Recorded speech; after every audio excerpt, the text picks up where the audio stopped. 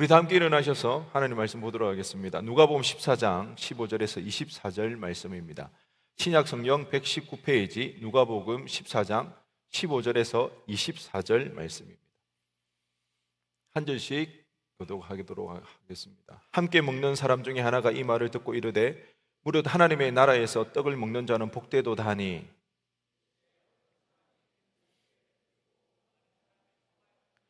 잔치할 시각에 그 청하였던 자들에게 종을 보내어 이르되 오소서 모든 것이 준비되었나이다 하매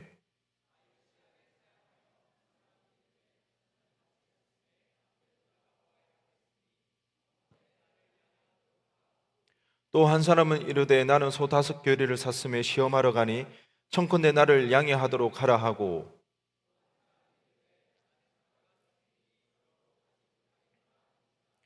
종이 돌아와 주인에게 그대로 고하니 이에 집주인이 노하여 그 종에게 이르되 빨리 시내의 거리와 골목으로 나가서 가난한 자들과 몸 불편한 자들과 맹인들과 저는 자들을 데려오라 하니라.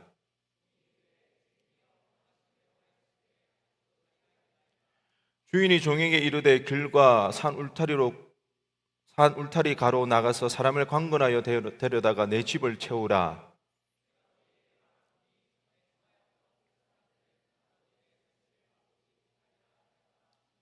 아멘. 자리에 앉으시기 바랍니다. 오늘 본문의 말씀을 가지고 평범하게 사는 유혹이라는 제목으로 은혜 나누기를 원합니다. 그리스인 조르바로 유명한 세계적인 작가 니코스 카잔차키스가 쓴 제후의 유혹이라는 책이 있습니다. 혹시 저도 읽어보지는 못했습니다. 근데 대략적인 그런 내용이 있는데요. 근데 이 책이 출간도 되기 전에 금소로 지정되었고요. 그리고 당시 가톨릭 사제들로부터 많은 반대, 그리고 가톨릭으로부터 파문까지 당했습니다. 심지어 죽어서는요, 자신의 고향이 그리스에 묻히지도 못했습니다. 사제들의 반발에 의해서 우여곡절 끝에 섬에 안장되게 되었습니다. 왜 이렇게 많은 논란이 생겼는지 그러니까 예수님의 최후의 유혹에 대해서 기록하고 있기 때문입니다. 예수님이 십자가에 올라가시는 그 부분부터 이제 상상의 나래가 이제 도배가 되어지는데, 여러분, 지금부터 제가 하는 이야기는 성경 내용이 아닙니다. 소설 내용입니다. 착각하면 한 번씩 제가 영화 이야기를 하니까 설교 시간 내내 영화를 묵상하는 지체도 있고 막 그렇더라고요. 이것은 소설 이야기니까 감안해서 들어주시기 바랍니다. 십자가상에서 고통으로 인해서 예수님이 잠깐 정신을 잃습니다. 그리고 눈을 뜨니까 눈앞에 천사가 나타나는 거죠. 그리고 말하기를 하나님께서 예수님을 불쌍히 여겨서 십자가 처형을 면해 줬다고 그럽니다. 그리고 예수님은 십자가에서 도망쳐 나오게 되고 그로부터 선물을 받게 되는데요. 첫 번째 선물은 결혼입니다. 막달라 마리아와의 결혼입니다. 이 막달라 마리아는요, 3살부터 알고 지낸 여인이거든요. 예수님의 첫사랑입니다. 그리고 드디어 결혼을 하게 됩니다. 신혼생활을 재밌게 잘 보내고 있다가 얼마 있지 않아서 알지 못하는 이유로 그만 그 막달라 마리아가 죽고 맙니다. 상심한 채 예수님은 평소 잘 알고 지내던 나사로에게 찾아갑니다. 그때 천사가 다시 나타납니다. 그리고는 예수님에게 권유를 합니다. 무슨 권유를 할까요? 재혼을 하라는 권유를 합니다. 그래서 나사로의 두 여동생 마르다와 마리아와 재혼을 하게 되고요. 그렇게 평생에 수십 명의 자녀를 낳으면서 이렇게 살아가게 됩니다. 당시 문화에서는 일부 다처제가 허용되니까 마르다와 마리아와 재혼하는 게 큰 문제가 되지 않을 수도 있습니다. 여러분, 지금까지 좀 괜찮으시나요? 왜 이 책이 금서 목록이 되었는지 좀 이해가 되시죠? 이 책이 출판된 지가 1953년 유럽이거든요. 엄청난 그 반발이 있었던 거죠. 근데 사실 이 천사가 아니라 사탄이었던 것이죠. 소설의 결말은 이렇습니다. 백발이 된 예수님이 이제 죽음 앞에 병상에 누워 있습니다. 그때 12제자들이 주님을 찾아옵니다. 그리고는 예수님에게 한 명씩 돌아가면서 욕설을 퍼붓습니다. 예수님은 그 당시 십자가에서 도망쳤으면 안 됐다고, 왜 그렇게 결정적인 순간에 도망쳤냐고, 그리고 몰아세웁니다. 진짜 그 천사가 사탄이었는 것을 몰랐냐고, 알면서 그런 거 아니냐고 그렇게 몰아붙이죠. 예수님께서는 눈물을 흘리면서 제자들에게 용서를 구하지만 끝끝내 그 제자들은 예수님에게 용서를 구하지 않게 됩니다. 그리고 나서 소설은요, 예수님이 다시 눈을 떠보니까 예수님은 십자가에 여전히 매달려 있었던 것입니다. 하나님께서는 그 사탄의 유혹의 결말이 어떻게 되는지를 알려주시기 위해서 거짓 환영으로 예수님에게 보여주셨던 것이죠. 결국 사탄의 최후의 유혹은 뭐냐? 예수님이 평범한 인간으로 사는 삶, 그것이 사탄이 노렸던 최후의 유혹이었습니다. 1953년에 발표되고 난 이후에 그 다음 해에 로마 교황청으로부터 이 소설이 검서 목록이 되었고요. 그리스 정교회에서는 모든 책을 검서 목록으로 지정해야 된다. 그의 책을. 그러니까 불경스럽다는 거죠. 아무리 소설이지만 그렇게 묘사하는 것 자체가 불경스럽기 때문에 사제들은 카자카스키를 이단으로 정죄해버립니다. 기독교인이었던 카자카스키가 이런 논란이 생길 것을 몰랐을까요? 결코 모르지 않았을 겁니다.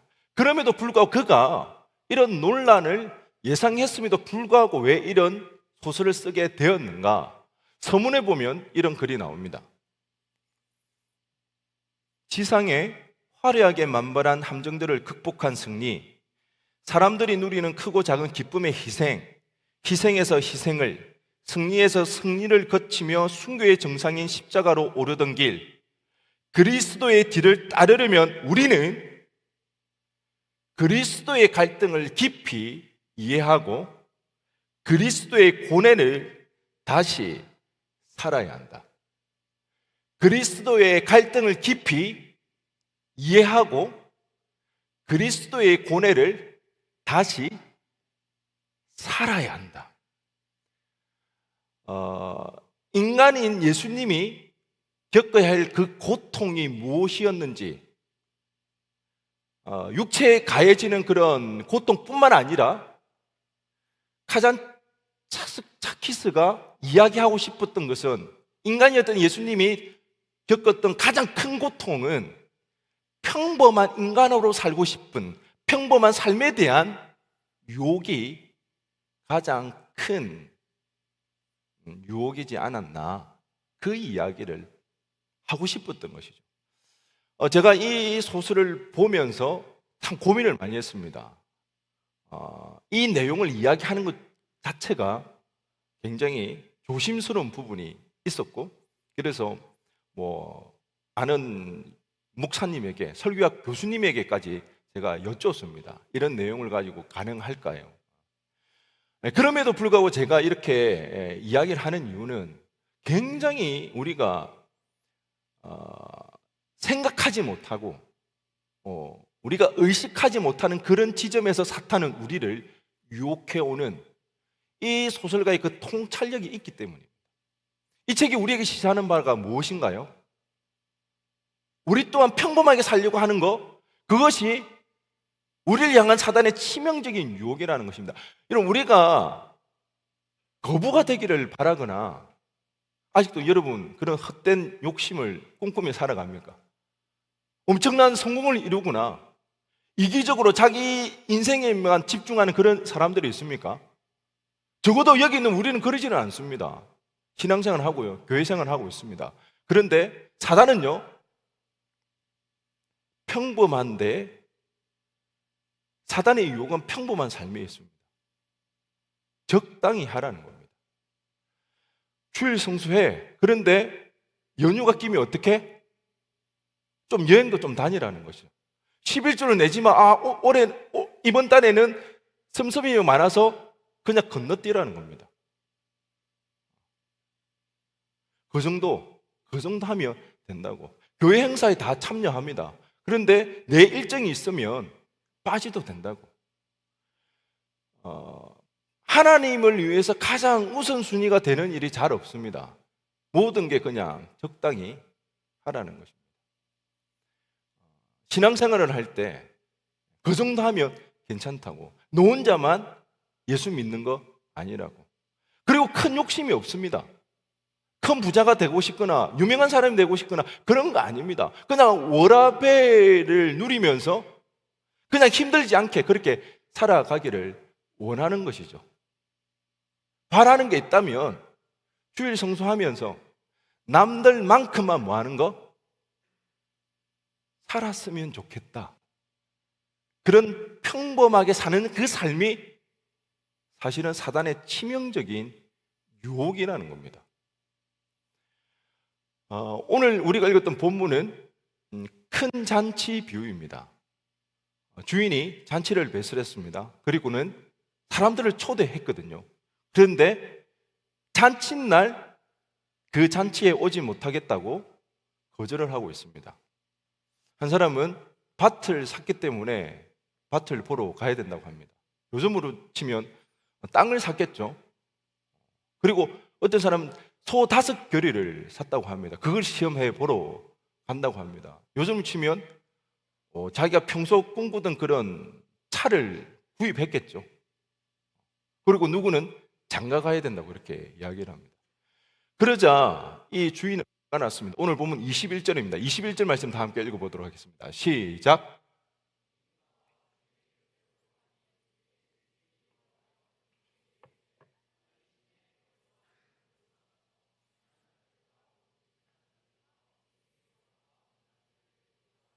네.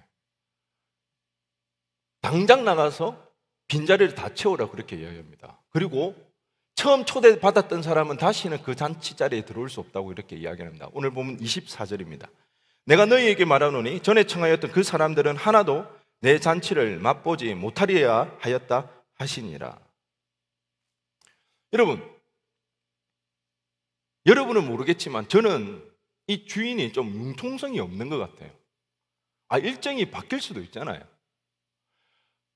특별한 사람이 하는 일은 아니지만 누구나 다 하는 일이잖아요. 집도 사고 결혼도 하고 특별한 나라를 구하는 그런 일이 아니지만 개인으로 봤을 때 그 일은 어떤가요? 중요한 일이잖아요. 그럼 잔치 좀 못 갈 수 있는 거 아닙니까? 이해해 줄 수 있는 일 아닌가요? 근데 이 주인은 다시는 잔치에 못 온다고 그렇게 이야기를 해버립니다. 우리가 그 주인의 상황을 이해하기 위해서는 당시 잔치 문화를 좀 이해해야 됩니다. 당시 잔치를 배설하게 되면 초대를 2번을 하게 됩니다. 잔치를 하기 수일 전부터 초대를 하게 됩니다. 그리고 분문율이 하나 있습니다. 첫 번째 초대에 응했던 사람은 반드시 2번째 초대에도 응해야 됩니다. 2번째 초대는 언제냐? 잔칫날 다시 한번 초대를 하는 것이죠. 그럼 우리는 여기서 한 가지 이해할 수 있는 부분이 있습니다. 수일 전부터 초대해서 응했다면 그때까지는 일정이 없다 할지라도 만약에 그 이후에 밭을 사거나 그 이후에 결혼할 일이 생긴다면 어떻게 할 수 있을까요? 미리 잔치 주인에게 고지를 할 수 있는 것이죠. 그런데 이 사람들 어떻게 합니까? 전혀 언급이 없다가 막상 당일날 못 가겠다고 그렇게 이야기를 하는 것이죠. 이거는 주인을 모욕하는 행위가 됩니다. 그러기에 그 주인은 몹시도 화를 냈던 것이죠. 이 이야기는 비유입니다. 누가 하나님 나라에 적합한 자인가? 누가 하나님 나라에 적합한 자인가? 여기는 우리 모두는 하나님 나라 백성으로 초대를 받았습니다. 그 초대에 우리는 다 응했습니다. 우리는 구원받기를 원했거든요. 구원받기를 원하지 않습니까? 구원받기를 원해서 우리는 이 자리에 모여 있는 겁니다. 그래서 너희는 이제 구원받은 백성으로 하나님의 백성으로 살아가라고 말씀할 때 우리는 어떻게 할까요? 거절해버립니다. 왜? 나 지금 스펙 쌓아야 되는데, 나 지금 취업해야 하는데, 나 지금 결혼 준비해야 되는데, 이런 일들로 하나님 나라 백성으로 살아가는 것을 거절해버립니다. 스펙 쌓고 취업하고 결혼하는 걸 하지 말라는 것이 아닙니다. 그것이 중요하지 않다는 것이 아닙니다. 그렇지만 누구나 할 수 있는 그 평범한 일 때문에 아무나 할 수 없는 하나님 백성으로 살아가는 그 일에 대해서 소홀히 여기지 말라는 것입니다. 여러분, 최근에 여러분은 하나님 나라에 대해서 얼마나 고민해 보셨습니까? 얼마나 하나님의 마음을 헤아리려고 하나님 앞에 엎드려 보셨습니까? 여러분의 장래와 여러분의 결혼과 여러분의 취업을 위해서 고민하고 생각하는 것만큼 하나님의 나라에 대해서 고민하고 있습니까? 마태복음 22장에 보면요, 오늘 본문과 병행 본문이 나옵니다.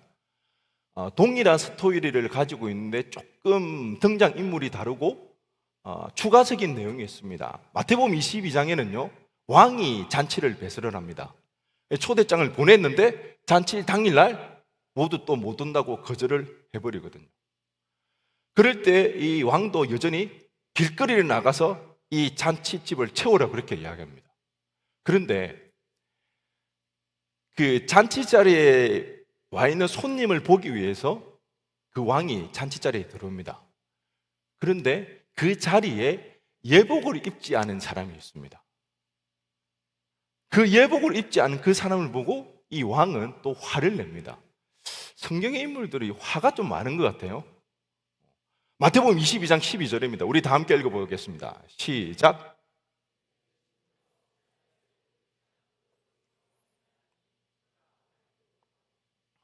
네. 예복을 입지 않은 사람의 두 손과 두 발을 묶어서 바깥 어두운 데 내다 버리라고 그렇게 이야기를 합니다. 여러분, 납득이 되십니까? 이 사람은 지금 어디 있다가 왔습니까? 이미 잔치가 일어나기 수일 전에 초대를 받은 사람입니까? 아니죠. 길거리에 있다가 정신없이 그냥 불려온 사람입니다. 근데 그런 사람이 예복, 여러분, 여기서 도대체 잔치에 적합한 예복이란 무엇일까요? 저처럼 옷을 맵시 입게 아닌가요? 또 비웃는 애들이 있는데, 화려한 잔치의 격에 맞는 그런 예복을 입어야 될까요? 그러면 좀 너무하지 않습니까? 길거리에 나는 있다가 갑자기 불려왔는데, 근데 이거는 오해라는 것이죠. 당시에 잔치를 배설한 주인이 예복을 준비해 놨습니다. 그래서 잔치에 초대받은 사람은 주인이 준비한 예복을 갈아입어야 되는 것이죠. 근데 이 사람은 뭐 하고 있는 거예요? 주인이 준비한 예복을 입지 않은 거예요. 왜 그랬을까요? 나는 내 옷이 더 마음에 든다는 거예요. 나는 네가 준비한 것보다 나는 내 옷이 더 괜찮다고 생각하는 것이죠. 과시욕이 있겠죠. 나는 이만큼 산다. 자신의 사고방식, 자기의 생각에 사로잡혀 있는 사람입니다. 하나님의 나라에 적합한 자가 누구인가? 하나님의 나라에 적합하기 위해서 뭘 해야 되는가? 하나님이 예비하신 그 예복을 우리는 갈아입어야 되는 거죠.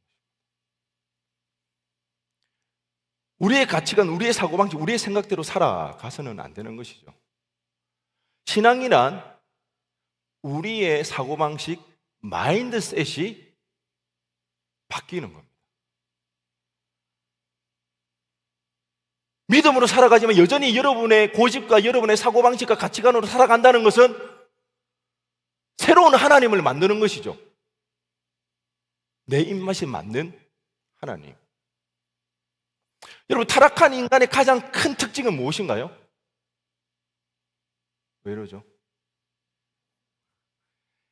자기 중심성입니다. 십자가의 의미가 뭡니까? 십자가. 절대적 사랑 아닙니까? 자기의 유익은 하나도 구하지 아니하고 오직 타자를 위한 절대적 희생, 자기의 유익은 철저히 배제한 채 타자를 위한 절대적 희생, 그게 십자가 사랑이지 않습니까? 그 십자가의 사랑을 우리가 구원을 받았다면 우리는 철저하게 자기 중심성에서 벗어나기 위하여서 우리가 가지고 있는, 태어나면서부터 우리의 본성으로 가지고 있는 이 사고방식과 이 가치관을 벗어버리고 하나님의 그 사고방식으로 바꿔 입어야 되는 게 우리의 믿음의 여정이 되어야 된다는 것이죠. 여러분 어떻습니까? 지금 하나님의 사고방식으로 하나님의 가치관을 가지고 그렇게 살아가고 계십니까?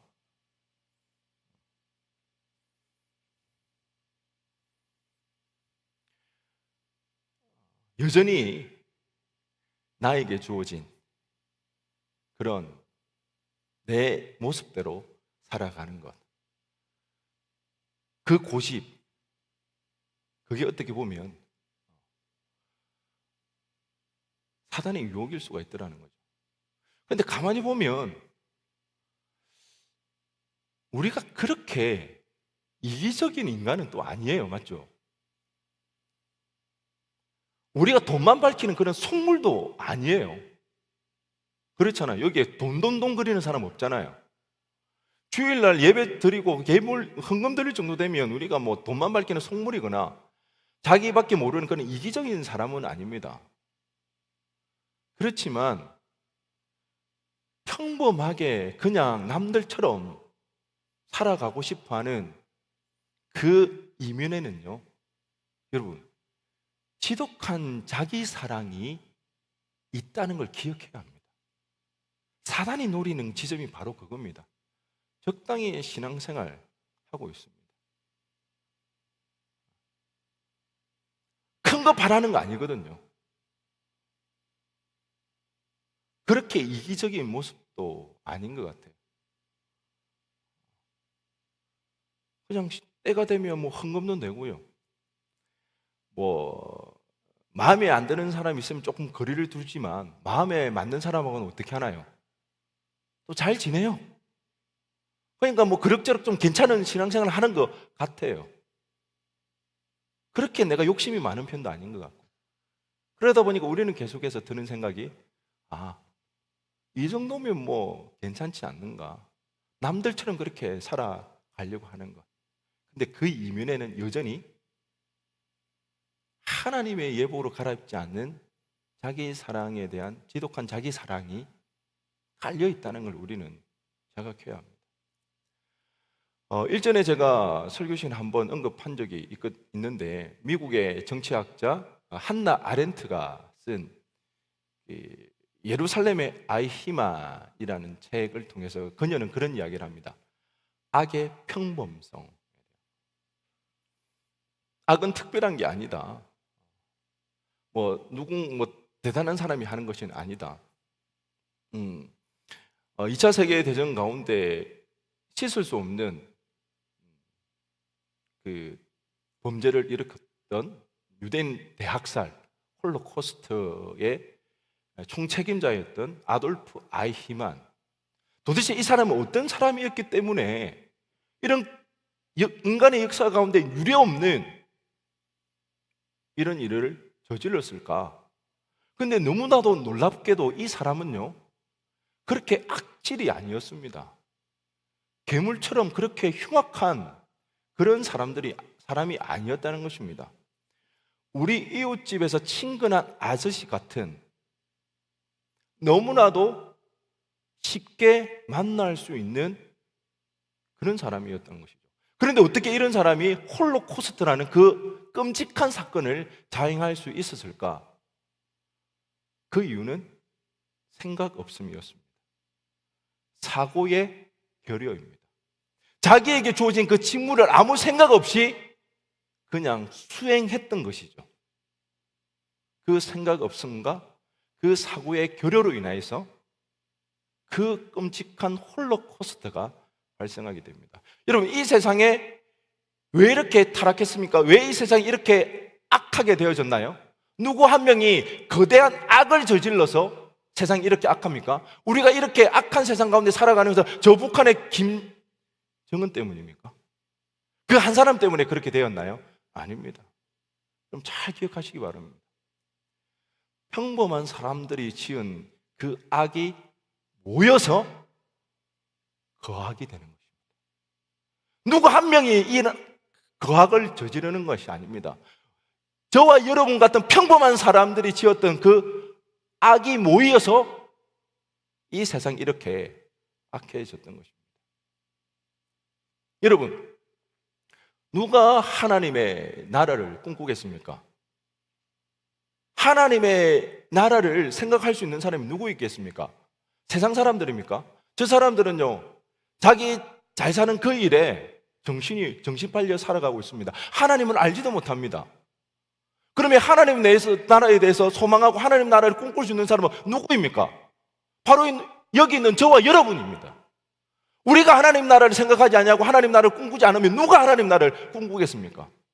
적어도 우리는 하나님의 나라를 아는 자들입니다. 하나님의 은혜를 맛본 자들입니다. 진리를 아는 자들입니다. 그럼에도 불구하고 우리가 생각 없음으로 말미암아 하나님 나라에 대해 사고의 결여로 인하여서 하나님 나라를 생각하지 않는다? 우리에게 책임이 있습니다. 하나님 그 책임 물으십니다. 생각을 해야 합니다. 여러분, 십자가를 믿는 게 쉽습니까? 2000년 전에 유대인은 왔습니다. 솔직히 우리 조상도 아니잖아요. 대한민국 조상도 아니에요. 유대인의 조상이에요. 그것도 2000년의 간극이 있습니다. 언어도 다르고 피부가 다릅니다. 그 예수님이 나를 위해 죽었다는 게 여러분 잘 믿어지십니까? 그런데 한 발 더 나아가 그 예수님이 죽었다가 뭐 했다는 거예요? 죽었다가 부활했다는 것입니다. 다시 살아나는 것이 아닙니다. 심장이 잠깐 멈췄다가 다시 살아나는 그것이 아니라 완전 몸이 바뀌어서 다시는 죽지 않는 그런 부활의 몸을 이루었다는 것입니다. 이게 그냥 믿어진다면 이건 비정상입니다. 이게 쉽게 믿어진다면 그 사람 사기꾼입니다. 잘 믿어지지 않기 때문에, 어렵기 때문에 우리는 고민해야 되는 거, 생각해야 되는 거죠. 왜 예수님이 나를 위해 죽었는가? 그 예수님 때문에 내가 변화된 게 무엇인가? 영원히 사는 부활이 뭔가? 고민하고 생각할 때 우리는 성경을 보게 됩니다. 고민이 없으니까 성경을 안 보는 거예요. 생각이 없으니까. 그렇게 고민하고 생각하고 성경 가운데 우리가 나아가다 보면 은혜를 경험하게 됩니다. 믿음이 우리 가운데 생겨나게 되는 것입니다. 여러분, 여러분에게 있어서 하나님의 나라는 들어갈 곳입니까? 이루어 가야 될 곳입니까? 다시 한 번 더요. 여러분에게서 하나님의 나라는 들어갈 곳입니까? 이루어 가야 될 곳입니까? 이 질문을 잘 기억하시기 바랍니다. 느헤미야는 포로 2세대입니다. 바벨론에 잡혀가서 그곳에서 태어났습니다. 그리고 그는 왕의 술 맡은 관원장이 되었습니다. 왕족이 아니고서는 오를 수 있는 최고의 그것도 포로의 신세에서 최고의 자리에 올랐던 것입니다. 느헤미야만큼 성공한 사람은 없습니다. 출세했습니다. 그의 남은 인생이 보장되어졌고 호의호식할 수 있는 사람이었습니다. 그런데 느헤미야는 그런 자기의 인생에 만족하지 않았습니다. 예루살렘의 성벽이 무너졌다는 그 소리를 듣고 그는 가슴 아파했습니다. 눈물을 흘렸다는 것입니다. 여러분 이해가 되십니까? 느헤미야는 예루살렘을 한 번도 가본 적이 없습니다. 그곳에 태어나지도 않았고 거기서 산 적도 없습니다. 고향도 아닙니다. 그럼에도 불구하고 느헤미야가 성전이 되고 나서 여전히 무너져 있는 그 성벽이 무너졌다는 그 이유 때문에 가슴 아파하며 눈물을 흘렸다는 것입니다. 감수성이 예민했을까요? 웃어야 되는 대목인데 여기서 우리가 알 수 있는 대목이 느헤미야가 무엇에 관심 가지며 어디에 초점을 두고 살았는지 우리가 알 수가 있는 것입니다. 하나님 나라에 목말랐던 자입니다. 그러기에 성벽이 무너졌다는 그 이야기를 듣고 그는 수일 동안 눈물을 흘리며 그리고 하나님 앞에 기도하고 드디어 예루살렘에 가서 성벽을 재건하게 되어집니다.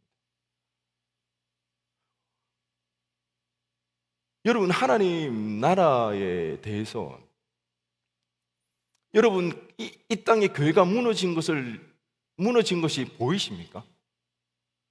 하나님 나라가 무너져 가는 것으로 여러분은 가슴 아파하고 있습니까? 왜 우리는 그렇게 되지가 않은 거죠? 느헤미야와 같은 특별한 사람만이 할 수 있는 일인가요? 아니요. 여러분, 관심이 있으면 보입니다. 초점을 맞추면요 가슴 아파 울 수가 있습니다. 어찌 보면 느헤미야가 더 힘든 상황에 있었을 수도 있습니다. 왜? 그는 이미 다 이루었습니다. 인간적으로 출세했고 성공했습니다. 호의호식하면서 남은 여생을 보낼 수도 있습니다. 그럼에도 불구하고 그가 무너진 성벽 때문에 울었다는 것은 얼만큼 그가 하나님 앞에 간절함으로 살았는지를 우리가 알 수가 있는 것이죠. 우리가 하나님 앞에 관심 가져야 됩니다. 하나님 앞에 초점 맞춰야 됩니다. 여러분, 얼마나 그 하나님 나라에 대해서, 하나님에 대해서 관심 가지고 살아가는가요? 설마 일주일에 한 번 가지 모임에서만 그 이야기 나누는 거 아니죠? 가지 모임에서는 믿음에 대해서, 하나님에 대해서, 하나님 나라에 대해서 고민하면 나누시잖아요. 근데 그걸로 끝이라면, 그러니까 매주일 가지 모임의 내용들이 어떻습니까? 똑같은 거예요. 변화가 일어나지 않는 거예요. 왜 일주일 동안 고민을 안 하니까? 그러니까 계속해서 하는 이야기가 뭘 해야 되는지, 하나님을 위해서 뭘 해야 되는지 그 일에만 여러분이 고민을 하고 있습니다. 내가 하나님 나라를 위해서 뭘 해야 되는지 모르겠다. 여러분, 뭘 해야 되는 게 중요한 게 아닙니다. 하나님이 보이는 게 중요합니다. 하나님 나라가 보이고 하나님의 무너진 그 나라가 보일 때 그때는 내가 뭘 해야 될지가 분명해집니다.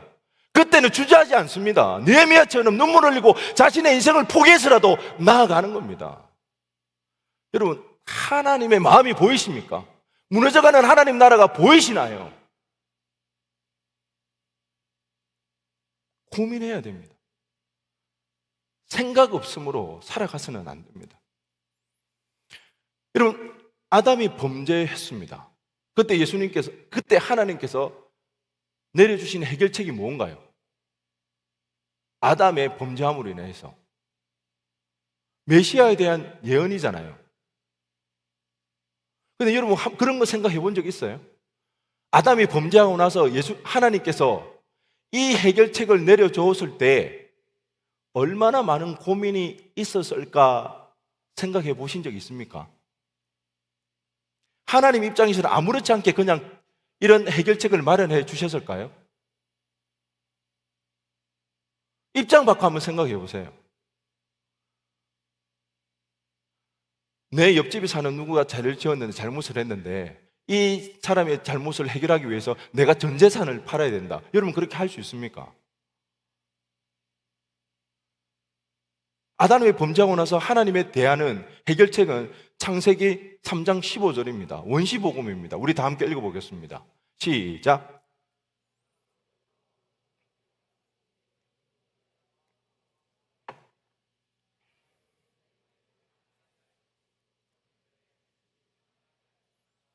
아멘.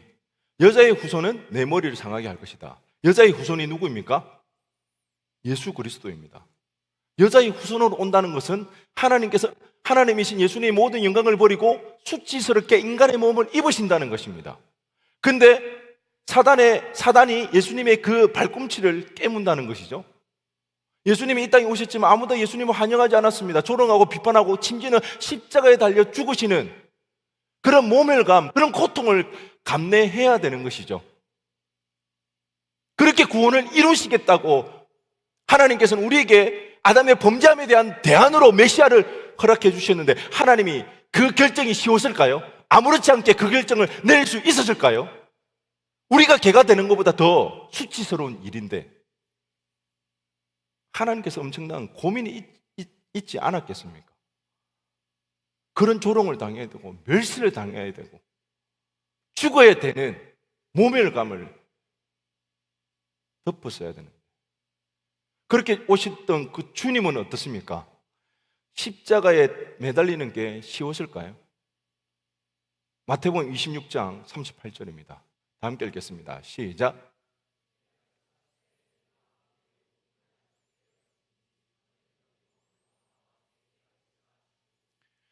마음이 매우 뭐라고요? 고민하여 죽게 되었습니다. 십자가에 달리기 전에 예수님은 할 수만 있다면 이 잔이 내게서 지나가기를 원했습니다. 예수님의 마음은 매우 고민하여 죽게 되었습니다. 정말 사단의 마지막 유혹이었을 수도 있습니다. 그냥 평범한 인간으로 살기를 원하는, 그렇게 살아가라고. 왜? 예수님은 엄청난 고민에 빠져 있었기 때문에. 그렇지만 주님은 그 고민 끝에 결정을 내리시죠. 매달려 죽으십니다. 그리고 3일 만에 부활하셔서 사단의 권세를 깨뜨리십니다. 사단의 머리를 때려 부수십니다. 그 일로 우리는 구원을 얻게 되었고요, 그 일로 우리는 영원한 상속자가 될 수 있는 그 일이 있었습니다. 하나님의 고민과 주님의 그 죽을 지경에 이르는 그 고민이 없었다면 우리에게는 절대 구원이 일어날 수가 없었습니다. 우리에게도 하나님 나라에 대한 고민이 있어야 됩니다. 생각 없음으로 살아가면 안 됩니다. 사단의 평범한 인생으로 살아가라는 그 유혹에 넘어가서 하나님의 나라에 대한 생각 없음으로 살아가서는 안 됩니다. 자기 사랑에 빠져서 자기 중심적으로 살아가면서 하나님에 대한 사고가 결여되는 그런 죄 가운데 우리는 살아서는 안 되더라는 것입니다. 하나님 대해서 고민하시기 바랍니다. 우리의 눈이 열려 그 하나님이 보여지고 하나님의 나라가 보여지는 그 일이 일어나게 해달라고. 우리도 느헤미야처럼 이 땅이 무너져가는 그 교회로 인하여서 이 땅이 무너져가는 그 하나님 나라 때문에 가슴 아파할 수 있는 그런 세대 되어지기를 간절히 소원합니다. 그래야 할 때 저와 여러분을 통하여서 하나님의 일들을 이루어갈 수 있는,